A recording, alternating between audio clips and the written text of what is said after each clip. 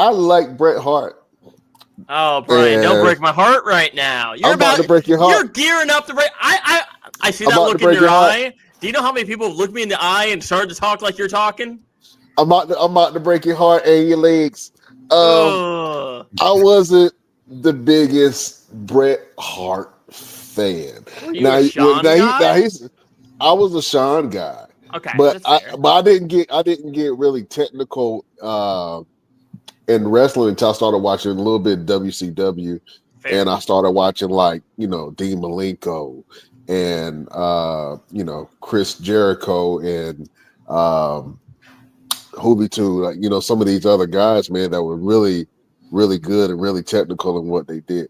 Personally, I think that Kurt Angle and dare I say Chris Benoit are probably the two most technical people. But I know you can't really say Chris Benoit's name. It's almost like the Boogeyman, Baba Yaga. You can't really say his name like that. But he was he was definitely one of the greatest technical wrestlers that made you believe everything that he was doing.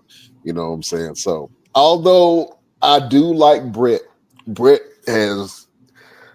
he's a little salty, man. I don't know. He got this huge. If you were the best and truly the best in the world and debatably the greatest of all time at your particular profession, and a guy kicks your head in and you could no longer do it because he wasn't properly trained, you'd be a little salty too. Hey, man, it's wrestling. It happens. You guys are professionals. Up until that point, was Bret Hart ever injured a single day in professional wrestling? No, because he was the best to ever do it. No, we can't say that because we don't know what injuries he was fighting through. Yeah, probably didn't tell nobody. That was a different era back then. What he and the Hart family has documented, and this isn't just Bret, is because Bret was the safest worker and he took care of guys and he knew how to take everything. He never was hurt until that. Was he really the safest worker? Because to be honest with you, I think that Owen Hart was better than Bret Hart. Maybe I'm into my Owen Hart was more charismatic. I enjoy Owen Hart more than Bret Hart, but Owen was limited in ways that Bret could do anything. Bret could do anything you wanted to do. And it could convince you into that it was real. Owen had the better character, like the whole Blackheart thing. That's interesting. Nation of Domination. Owen Hart, that's interesting. Bret as a character could only go so far, but he was so great as a wrestler that you believed at any point he could challenge for the heavyweight title.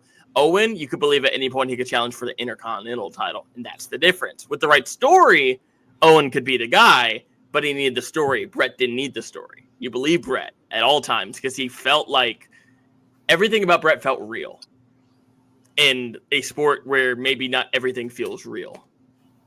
Yeah, I think that's how I felt when I started watching some matches from Alex Evans, man. Everything that you did, every movement, I believe it hurt. I don't know why you're really good at what you do, man. So hats off to you. Did we got you back? I'm back. Can you hear me? Oh, you sound like $1 million. So much better. All right. Look at you. There we go. So I'm just curious, Alex, given the big Bret Hart fan you are, because you always act like you're going to do this and you talk it up, when are we going to get that sharpshooter? It's coming. It's coming. You gotta, you can't pull out your whole arsenal every time. You gotta leave something in the bag. But it's coming. It's coming. Okay. Are you going to modify it a little bit, or are you going to keep it like traditional?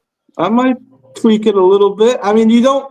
If it ain't fixed, if it ain't broke, you don't. You leave it as it is. But I'm not saying a little minor modification might not be thrown into the mix either. Do you have a name for it? Not yet. Not yet. Is the brutalizer taken already? No. You might have just come up with something, but yeah, no, it's not. I ain't taken yet. Maybe. Who's to say?